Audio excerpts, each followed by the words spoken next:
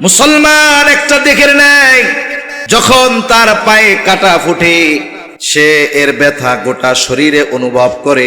যদি চোখে কোনো কষ্ট পায়, এই কষ্ট গোটা দেহের মধ্যে প্রভাব বিস্তার করে। বলে মাথায় যদি কোনো আঘাত পায়, গোটা দেহ এই আঘাত অনুভব করে। তার মানে আঙ্গুলে ব্যথা লাগলে ওই ব্যথাটা শুধু আঙ্গুলের মধ্যে সীমাবদ্ধ থাকে না, বরং আঙ্গুলের ওই ব্যথা গোটা দেহের মধ্যে প্রভাব বিস্তার করে। পায়ে কাটা হিংসে মাথার মধ্যে জ্বর চলে আসে। অনেক সময় হয় কি হয় না হয়। আমাদের সম্পর্কটা এরকম দরকার ছিল, আমাদের একে অপরের সাথে সম্পর্ক এমন দরকার ছিল যে আমার এই ভাই কষ্টে পড়ছে, তার কষ্টে আমি খুশি হওয়ার কথা তো ছিল না, উচিত ছিল ওনার ব্যথায় আমাকেও ব্যথিত হওয়া। এই সম্পর্ক থেকে আমরা দূরে সরে গেছি, এই সদাচরণ আমাদের মধ্যে নাই, যার কারণে অমুসলিমেরা বাতিলরা আমাদের উপরে চেপে বসছে। আল্লাহ তাআলা কোরআনুল কারীমের মধ্যে বলেন, ওয়ালাউ আন্না আহলাল কুরা আমানু ওয়াত্তাকাউ লাফাতাহনা আলাইহিম বারাকাতিম মিনাস সামাই ওয়াল আরদ। আল্লাহ তাআলা বলেন, লাউ আন্না আহলাল কুরা আমানু ওয়াত্তাকাউ। আল্লাহ তাআলা বলেন, যদি এই জনপদের অধিবাসীরা ঈমান আনে, মুত্তাকি হয়ে যায়। আল্লাহ তাআলা কি বলছেন? যদি ঈমান আনে আর মুত্তাকি হয়ে যায় তাহলে কি হবে? আল্লাহ তাআলা বলেন, লাফাতাহনা আলাইহিম বারাকাতিম মিনাস সামাই ওয়াল আরদ। আল্লাহ তাআলা বলেন, আমি অবশ্যই তাদের জন্য আসমান এবং জমিনের বরকতের দরজা সমূহ খুলে দিব। তাহলে আমরা যদি প্রকৃত ঈমানদার হই, আমরা যদি মুত্তাকি হই, তাহলে আল্লাহ তাআলা আসমান জমিনের বরকতের দরজা খুলে দিবে। এগুলো কেমনে হবে? বলে আসমান হতে যথা সময়ে যথাযথ পরিমাণ বৃষ্টি আল্লাহ দিবে। বৃষ্টির মাধ্যমে আল্লাহ তাআলা বান্দার জন্য রিজিক পাঠান। বৃষ্টির মধ্যে বান্দার জন্য আল্লাহর রিজিক থাকে। আল্লাহ তাআলা জমিনকে উর্বর বানায় দিবে, জমিন উৎপাদন শক্তি বৃদ্ধি পাবে জমিনের।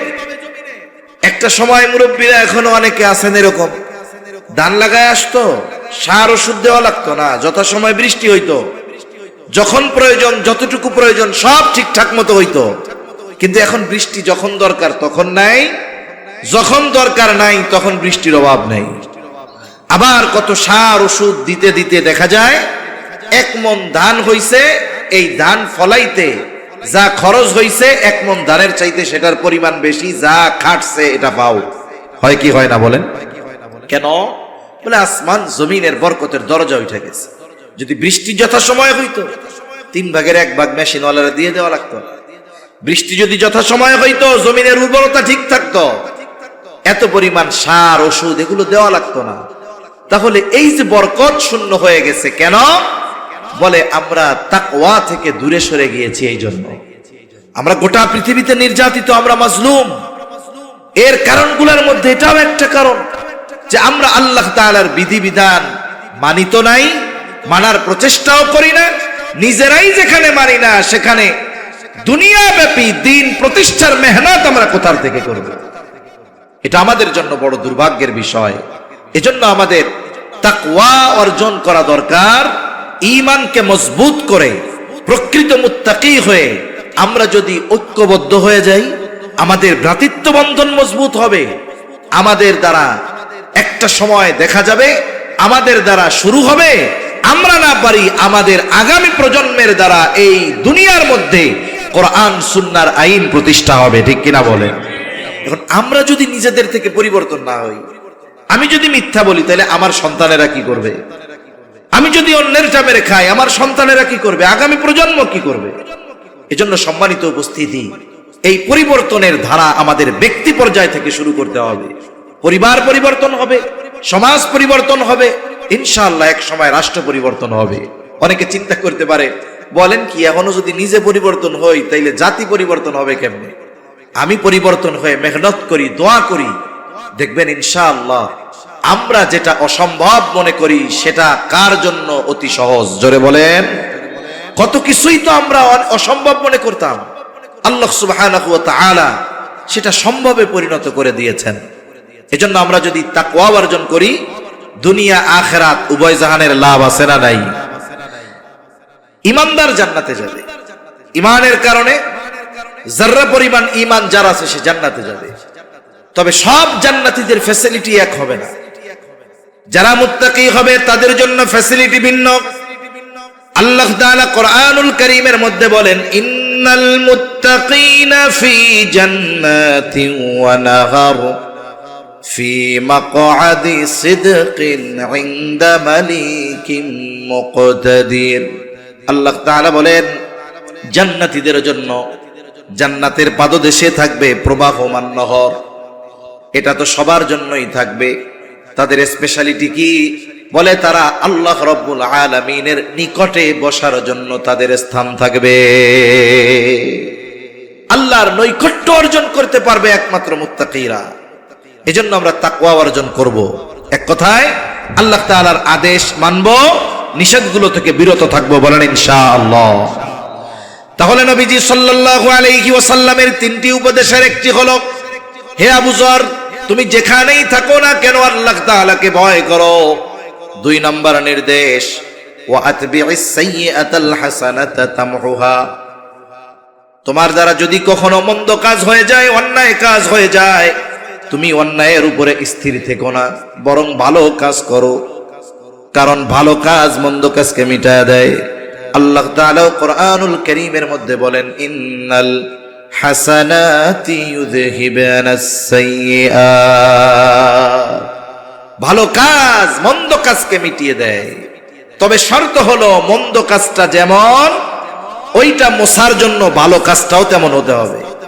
একজনের মন্দ কাজ হলো কবিরা গুনাহ, সে যদি তাওবা না কইরা বৈশা থাকে তাহলে তো কাজ হবে না।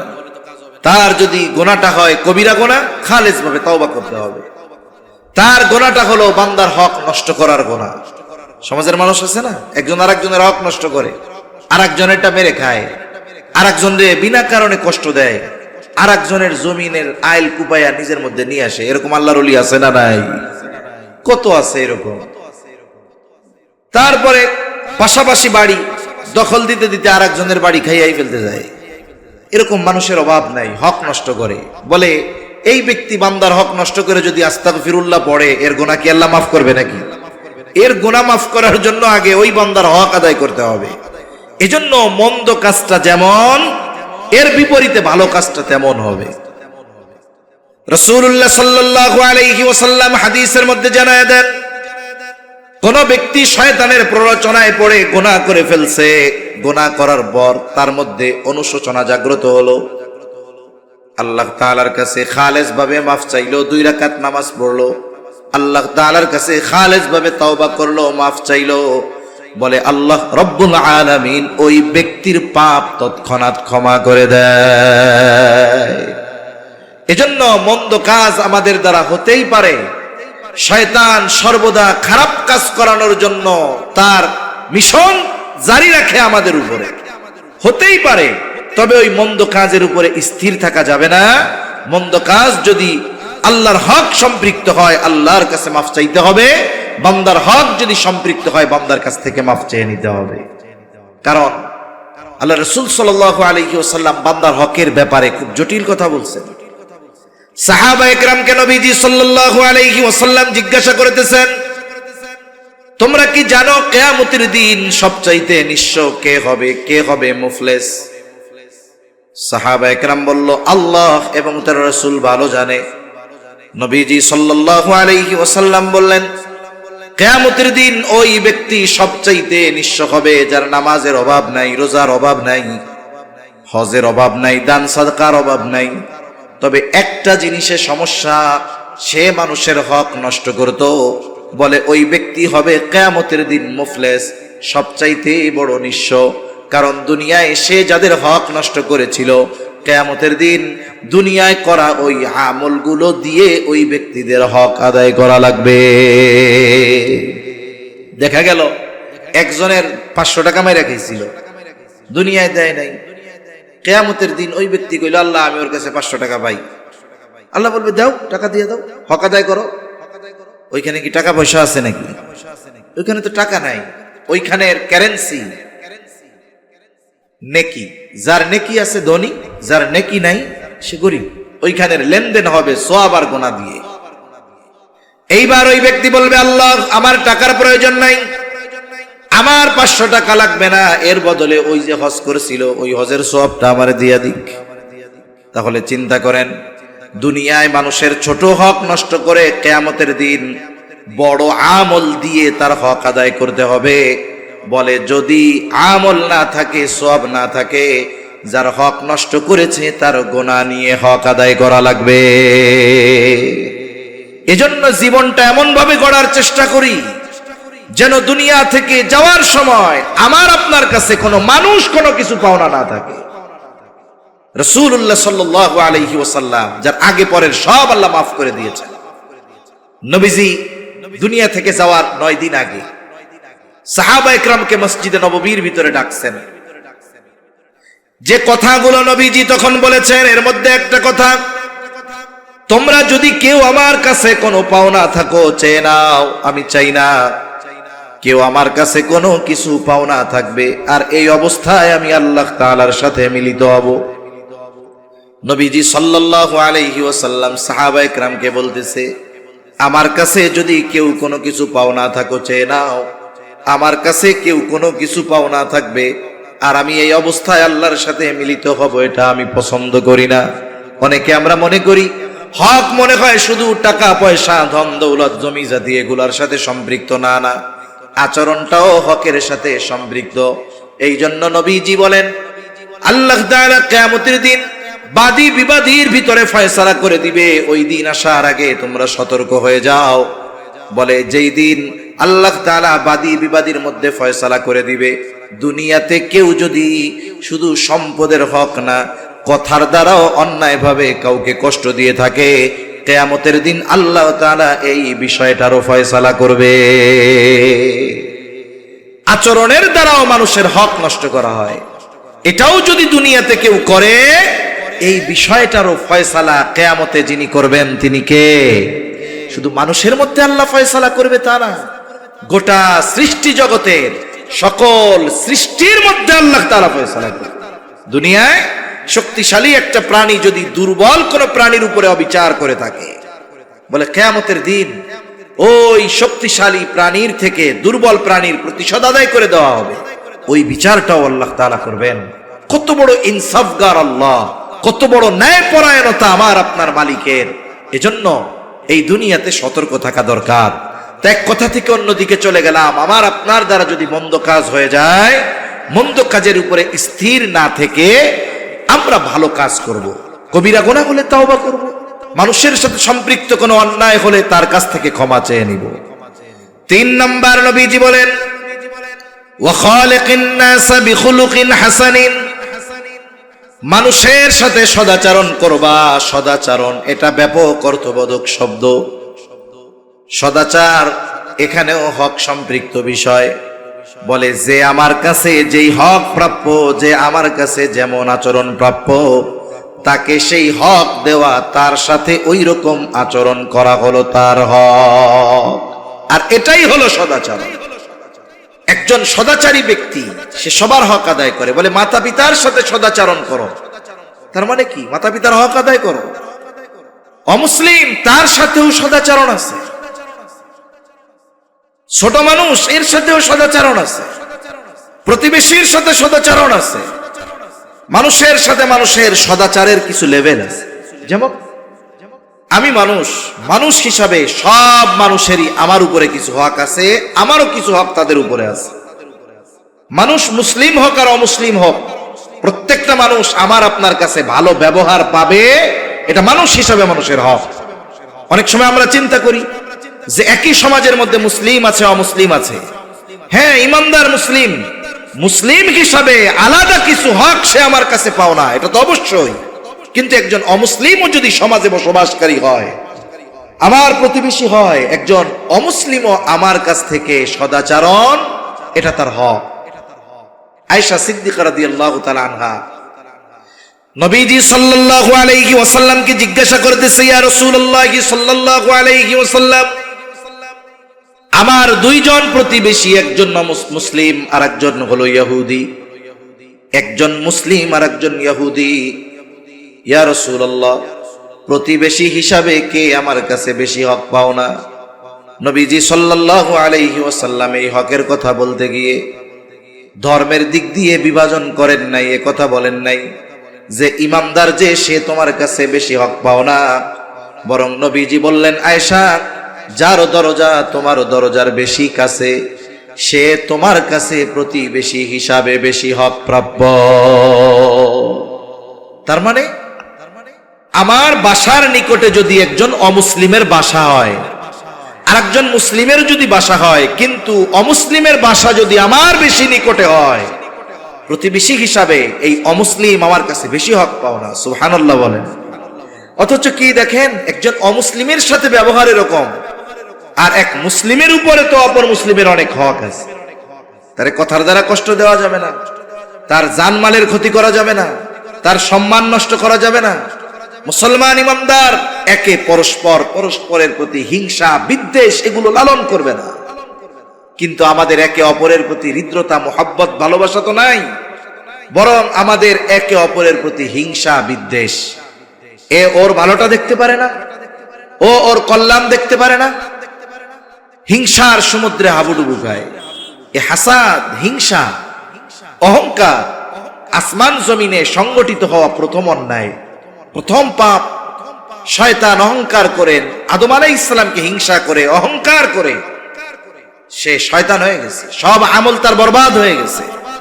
এজন্য আল্লাহ রাসূল সাল্লাল্লাহু আলাইহি ওয়াসাল্লাম হাসাদ মুক্ত অন্তর অর্জনের নির্দেশ দিয়েছেন, কিবির তথা অহংকার মুক্ত হৃদয় অর্জনের নির্দেশ দিয়েছেন। যেই হৃদয়ের মধ্যে হিংসা আছে, অহংকার আছে, এটা পরিশুদ্ধ হৃদয় হতে পারে না। আল্লাহ তাআলার কাছে আমাদের পরিশুদ্ধ কল্প নিয়ে হাজির হতে হবে। কিন্তু যেই হৃদয়ের মধ্যে হিংসা ভরা, অহংকার ভরা, অন্যের প্রতি বিদ্বেষ ভরপুর, এই হৃদয় পরিশুদ্ধ হৃদয় হতে পারে না। এজন্য ইউনিটির ক্ষেত্রে, ঐক্যের ক্ষেত্রে প্রথম তো আমাদের মুসলিম অপর মুসলিম যে আমরা ভাই ভাই, আল মুসলিম ও আখুল মুসলিম, এই যে আমাদের পারস্পরিক যে ভাইয়ের সম্পর্ক আল্লাহর রাসূল নির্ধারণ করে দিলেন। আল্লাহ তাআলাও কোরআনুল কারীমের মধ্যে বললেন, ইন্নামাল মুমিনুনা ইখওয়া ফাসলিহু বাইনা আখাওয়াইকুম। মুমিন পরস্পর ভাই ভাই, ফাসলিহু বাইনা আখাওয়াইকুম। দুই ভাইয়ের মধ্যে যদি দ্বন্দ্ব লাগে, তৃতীয় জনের কাম হইল দ্বন্দ্ব দূর করা। কিন্তু কি করে, আগুন ধরছে, পানি না দিয়ে ওর মধ্যে ঘি ঢালে। আছে না নাই আল্লাহর বান্দারা এরকম? এই যে বিভাজন, এই যে অন্তরের দিক দিয়ে দূরে সরে যাওয়া, ফিজিক্যালি দূরে সরে যাওয়া, এক সময় কি হবে বলে, আমাদেরকে তারা যত বিভাজন করতে পারবে, আমাদের এই ভ্রাতৃত্ব বন্ধন, যেই ভ্রাতৃত্ব বন্ধনের নির্দেশ দিয়েছেন কে? আল্লাহ তাআলা। এই যে একত্রে অটুট থাকার নির্দেশ আল্লাহ তাআলা দিলেন, আমরা এখান থেকে যত দূরে সরতেছি, 250 কোটি হওয়ার পরেও ওই যে দেখেন মাত্র 1 কোটির কাছে মায়ের খেয়ে আমরা সাইজ হয়ে যাচ্ছি। ঠিক কিনা কোন? নবীজিও ভ্রাতৃত্বের কথা বলছেন, আল মুসলিমু আখুল মুসলিম, মুসলমান মুসলমানের ভাই। আল্লাহ বললেন, ইন্নামাল মুমিনুনা ইখওয়া, মুমিনরা পরস্পর ভাই ভাই। আল্লাহ রাসূল সাল্লাল্লাহু আলাইহি ওয়াসাল্লাম আমাদের মধ্যে সম্পর্ক কেমন হওয়া দরকার ছিল? নবীজি সাল্লাল্লাহু আলাইহি ওয়াসাল্লাম বলেন, আল মুসলিমু কাজাসাদিন ওয়াহিদ, মুসলমান একটা দেহের ন্যায়। যখন তার পায়ে কাটা ফুটে, সে এর ব্যথা গোটা শরীরে অনুভব করে। ইনিস্তাকা আইনুহু ইস্তাকা কুল্লুহু, যদি চোখে কোনো কষ্ট পায়, এই কষ্ট গোটা দেহের মধ্যে প্রভাব বিস্তার করে। ইনিস্তাকা রাসুহু ইস্তাকা কুল্লুহু, বলে মাথায় যদি কোনো আঘাত পায়, গোটা দেহ এই আঘাত অনুভব করে। তার মানে আঙ্গুলে ব্যথা লাগলে ওই ব্যথাটা শুধু আঙ্গুলের মধ্যে সীমাবদ্ধ থাকে না, বরং আঙ্গুলের ওই ব্যথা গোটা দেহের মধ্যে প্রভাব বিস্তার করে। পায়ে কাটা হিংসে, মাথার মধ্যে জ্বর চলে আসে। অনেক সময় হয় কি হয় না? হয়। আমাদের সম্পর্কটা এরকম দরকার ছিল। আমাদের একে অপরের সাথে সম্পর্ক এমন দরকার ছিল যে আমার এই ভাই কষ্টে পড়ছে, তার কষ্টে আমি খুশি হওয়ার কথা তো ছিল না, উচিত ছিল ওনার ব্যথায় আমাকেও ব্যথিত হওয়া। এই সম্পর্ক থেকে আমরা দূরে সরে গেছি। এই সদাচরণ আমাদের মধ্যে নাই, যার কারণে অমুসলিমেরা, বাতিলরা আমাদের উপরে চেপে বসছে। এই বাংলাদেশে যদি সমীকরণ দেখেন, সমীকরণ করেন, দেখবেন বাংলাদেশের যে মুসলমানেরা আছে শতকরা 80% মুসলমান ইসলামের উপরে চলতে চায়। ইসলাম চায় না এই সংখ্যাটা 20%ও না, এরকম হবে। ইসলাম চায় এর সংখ্যা 80%-এর উপরে হবে। তবে এত মানুষ চাওয়ার পরেও কেন প্রতিষ্ঠা হচ্ছে না, কেন বাস্তবায়ন হচ্ছে না? বলে আমাদের পারস্পরিক হৃদ্রতা, পরস্পরের প্রতি যেই সহানুভূতিশীলতা, এটা আমাদের মধ্যে নাই, যার কারণে আমরা চাওয়ার পরেও ওই জিনিসটা পাচ্ছি না। এজন্য আমরা যদি ইসলাম চাই, আমরা যদি শান্তি চাই, আমরা যদি মুক্তি চাই, আমরা যদি মাথা উঁচু করে দাঁড়াতে চাই, আল্লাহ রাসূল সাল্লাল্লাহু আলাইহি ওয়াসাল্লাম যেমন আউস এবং খাজরাজ গোত্রের মধ্যে যুগের পর যুগ লেগে থাকা যুদ্ধ ঈমানি বন্ধনে আবদ্ধ করে দিয়েছেন, যারা এক সময় একে অপরকে দেখতে পারতো না, মারা যাওয়ার সময় সন্তানদের ওসিয়ত করে যাইতো যে আমি মইরা গেলেও এ যুদ্ধ চালায়া যাবা।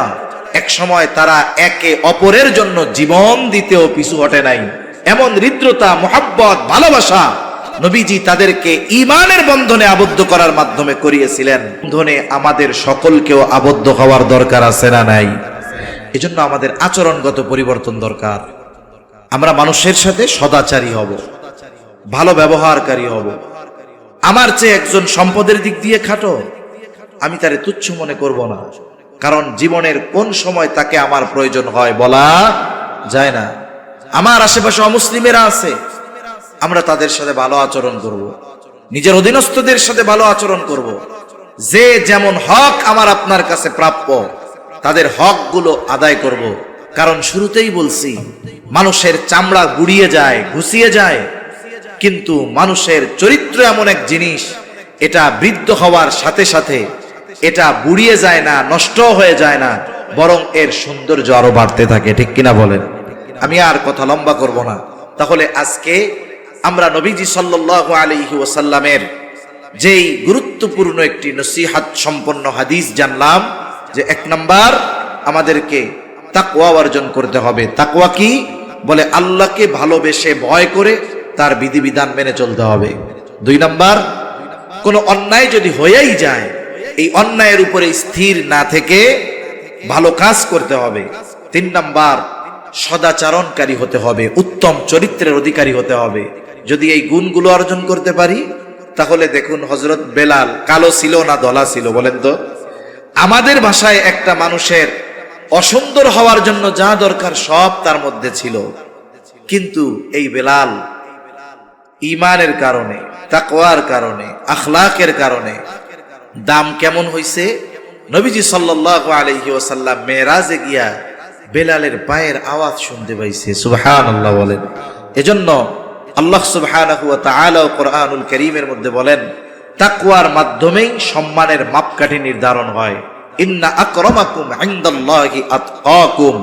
দুনিয়ার মানুষ যা বলে বলুক, আল্লাহ তাআলার নিকটে সম্মানিত কে?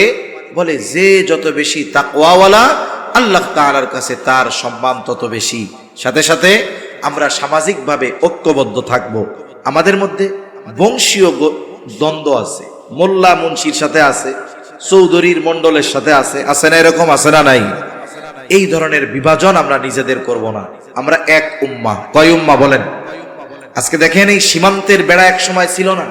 এই যে মধ্যপ্রাচ্যের দেশগুলো নিয়ে আমরা আফসোস করি যে দুবাই কি করে, আরব আমিরাত কি করে, সৌদি আরব কি করে, কাতার কি করে, মিশর কি করে, লেবানন কি করে, জর্ডান কি করে, আমরা এইভাবে আফসোস করি। আজকে দেখেন মিশরের সীমান্তের দেয়াল, মুসলমানদের মধ্যে জাতীয়তাবাদ ঢুকছে, যে আমি মিশরি জাতি, আমি অমুক দেশের জাতি। এই যে জাতীয়তাবাদ ঢুকছে, সীমান্তের দেয়াল দিয়ে দিছে। এক পাশে ফিলিস্তিনের গাজ্জার মুসলমানদেরকে, নিরস্ত্র নিরহ মুসলমানদেরকে ইসরায়েল বোমা মেরে স্থাপনা ধ্বংসের সাথে সাথে গণহত্যা চালাচ্ছে, আর সীমান্তের এপারে একটা দেয়াল শুধু মধ্যে মিশরের মানুষ মজা মাস্তি ফুর্তি করতেছে। এই যে কেন? এই বিভাজনের কারণে। এজন্য এই বংশীয় দ্বন্দ্ব, বংশীয় কৌলিন্য, এগুলো নবীজি সাল্লাল্লাহু আলাইহি ওয়াসাল্লাম সব বাদ দিয়ে দেওয়ার কথা বলছেন। এগুলো যদি আমরা ধারণ করি তাহলে একে অপরের সাথে যেই হৃদ্রতার যেই সম্পর্ক, এটা হবে না, এটা আস্তে আস্তে আরো দূরত্বের কারণ হবে। এজন্য আমরা চিন্তা করব যে আমরা সবাই এক কালিমার ভাই, আমাদের মিশন এক, আমরা এক উম্মাহ, কে কোন বংশের দেখব না। আমরা চিন্তা করব আমরা সবাই আল্লাহর গোলাম মুহাম্মাদুর রাসূলুল্লাহ সাল্লাল্লাহু আলাইহি ওয়াসাল্লামের উম্মত। এটাকে যদি প্রাধান্য বেশি দেই তাহলে দেখবেন এক ভাই কষ্ট পাইলে ওই কষ্টটা আমারও লাগবে, আরেক ভাইয়ের দুঃখে আমার দুঃখ লাগবে, আরেক ভাইয়ের সফলতায় আমার আনন্দ আসবে। আর যদি না হয় তাহলে আরেক ভাইয়ের কষ্ট আমারে আনন্দ দিবে, আরেক ভাইয়ের ব্যর্থতা আমার আনন্দের কারণ হবে, আরেক ভাইয়ের সফলতা আমার হিংসার কারণ হবে, আরেক ভাইয়ের কল্যাণ তার প্রতি আমার বিদ্বেষের কারণ হবে। আমাদের জবান, আমাদের অন্তর হিংসা বিদ্বেষ এগুলোতে ভর্তি হয়ে যাবে। এজন্য সম্মানিত উপস্থিতি, শুধুমাত্র মৌখিকভাবে ভ্রাতৃত্ব বন্ধন নয়, আমাদের আন্তরিকভাবে অন্তরের দিক দিয়ে আমাদের একে অপরকে ভ্রাতৃত্ব বন্ধনের সুতায় আবদ্ধ করতে হবে। আল্লাহ সুবহানাহু ওয়া তাআলা এই গুণগুলো অর্জনের মাধ্যমে আমাদের পারস্পরিক যত বিভেদের দেয়াল আছে সবগুলোকে দূর করে এক সুতোয় আবদ্ধ হওয়ার তৌফিক আল্লাহ দান করেন। সকলে বলি আমিন। ওয়া আখিরু দাওয়ানা আনিল হামদুলিল্লাহি রাব্বিল আলামিন। আসসালামু আলাইকুম ওয়া রাহমাতুল্লাহি ওয়া বারাকাতুহু। আমরা দুরূদ শরীফ পড়ি। আল্লাহুম্মা সাল্লি আলা মুহাম্মদ ওয়া আলা আলি মুহাম্মাদিন কামা সাল্লাইতা আলা ইব্রাহিম ওয়া আলা আলি ইব্রাহিম ইন্নাকা হামিদুম মাজিদ। আল্লাহুম্মা বারিক আলা মুহাম্মাদিন ওয়া আলা আলি মুহাম্মদ কামা বারাকতা আলা ইব্রাহিম ওয়া আলা আলি ইব্রাহিম ইন্নাকা হামিদুম মাজিদ। আলহামদুলিল্লাহি রাব্বিল আলামিন ওয়াল আকিবাতু লিল মুত্তাকিন। আসসালাতু ওয়াসসালামু আলা খায়রি খালকিহি মুহাম্মাদিন ওয়া আলা আলিহি ওয়া আসহাবিহি আজমাইন। ربنا ظلمنا أنفسنا وإن لم تغفر لنا وترحمنا لنكونن من الخاسرين. ربنا آتنا في الدنيا حسنة وفي الآخرة حسنة وقنا عذاب النار. ربنا لا تزغ قلوبنا بعد إذا هديتنا وهب لنا من لدنك رحمة إنك أنت الوهاب. رب العالمين গভীর রাত পর্যন্ত দিনই আলোচনার পরে গুনাহ মাখা হাত আমরা তুলে ধরেছি। আয় আল্লাহ, যে যেখান থেকে হাত উঁচু করেছে আমাদের বিগত জীবনের সব গুনাহগুলো মাফ করে দেন। আমাদের আত্মীয় স্বজন যে যেখানে আছে মাফ করে দেন। যারা দুনিয়া ছেড়ে চলে গেছে মাফ করে কবরগুলো জান্নাতের টুকরো বানায়া দেন। আয় আল্লাহ, আজকের এই মাহফিল আপনি কবুল আর মঞ্জুর করে নেন। রব্বুল আলামিন মাহফিল কামিয়াবির জন্য অর্থ দিয়ে, শ্রম দিয়ে, পরামর্শ দিয়ে উপস্থিত হয়ে যে যেভাবে সহযোগিতা করেছে আল্লাহ সকলের সকল প্রকার সাহায্য সহযোগিতা কবুল আর মঞ্জুর করে নেন। আয় আল্লাহ, মাহফিলকে এলাকার হেদায়েতের জরিয়া বানায় দেন। উলামায়ে কেরাম যত কিছু আলোচনা করেছে, যে যতটুকু শ্রবণ করেছে, প্রয়োজনীয় কথাগুলো স্মরণ রেখে আমলের কথাগুলো আমলে পরিণত করার তৌফিক আল্লাহ আপনি দান করেন। রব্বুল আলামিন, খাস করে মালিক আমাদের আত্মীয় স্বজন আয় আল্লাহ যারা দুনিয়া ছেড়ে চলে গেছে মাফ করে দেন। আশেপাশে যত কবরস্থান আছে, যত মুমিন মুমিনাত শায়িত আছে আল্লাহ সকলের কবরগুলো আপনি জান্নাতের টুকরো বানায়া দেন। রব্বুল আলামিন, খাস করে তামাম দুনিয়ার মুসলমানদের জানমাল আপনি হেফাজত করেন। আল্লাহ ফিলিস্তিনের মাজলুম মুসলমানদের হেফাজত করেন। আল্লাহ তামাম দুনিয়ার মুসলমানদের এক হওয়ার তৌফিক আল্লাহ আপনি দান করেন। আমাদের একে অপরের প্রতি হৃদ্রতা ভালোবাসা বাড়ায়া দেন। আয় আল্লাহ, আমাদের অন্তর লোভ হিংসা অহংকার মুক্ত করে দেন। আয় আল্লাহ, পরস্পর বিদ্বেষ হানাহানি থেকে বেঁচে থাকার তৌফিক দান করেন। আয় আল্লাহ, মুমিন ভাইয়ের সফলতায় আনন্দিত হয় এমন হৃদয় আপনি আমাদের দান করেন। প্রত্যেকটা মুমিনের কষ্টে আমাদের ব্যথিত হওয়ার মতো হৃদয় আল্লাহ আপনি আমাদের দান করেন। অভাবীর অভাব দূর করে দেন, ঋণগ্রস্তের ঋণ পরিশোধের তৌফিক দিয়া দেন। আয় আল্লাহ, যে যে পেশায় নিয়োজিত বরকত দান করেন আল্লাহ। আয় আল্লাহ, যারা বেকার আছে হালাল কর্মসংস্থানের ব্যবস্থা করে দেন। রব্বুল আলামিন আমাদের সকলকে বারবার মক্কা মদিনা জিয়ারতের তৌফিক দিয়ে দেন। মা বোনদের কবুল করেন, পর্দা নিশিন বানায় দেন, 5 ওয়াক্ত নামাজ যথাযথভাবে আদায় করার তৌফিক দেন আল্লাহ রব্বুল আলামিন। সকল প্রকার পাপাচার অনাচার অশ্লীলতা থেকে বেঁচে থাকার তৌফিক ও হিম্মত আল্লাহ আপনি দান করেন। রব্বুল আলামিন আমাদের দেশের উপরে খাস রহমত নাজিল করেন, আসমানি জমিনি সকল বালা মুসিবত থেকে হেফাজত করেন। আয় আল্লাহ, যারা দেশ নিয়ে ইসলাম নিয়ে ষড়যন্ত্র চক্রান্তে লিপ্ত আল্লাহ, তাদের সকল ষড়যন্ত্র চক্রান্তকে আপনি ধ্বংস করে দেন। আয় আল্লাহ, কার মনে কি চাওয়া জানি না, সকলের মনের নেক চাওয়া নেক আশা আপনি কবুল আর মঞ্জুর করে নেন।